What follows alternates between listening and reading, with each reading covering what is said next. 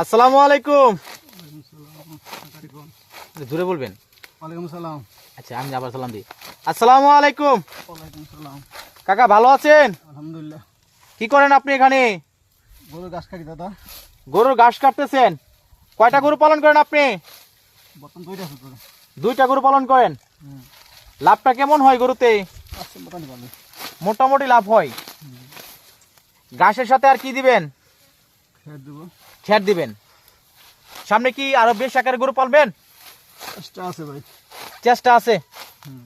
একটু দাঁড়ানো না, কেন বলবেন গরুতে তো লাভ হয়, নাহলে কি পালন করি? ভালো লাভ হয়। একটু বলেন তো কিভাবে পালন করলে ভালো হবে?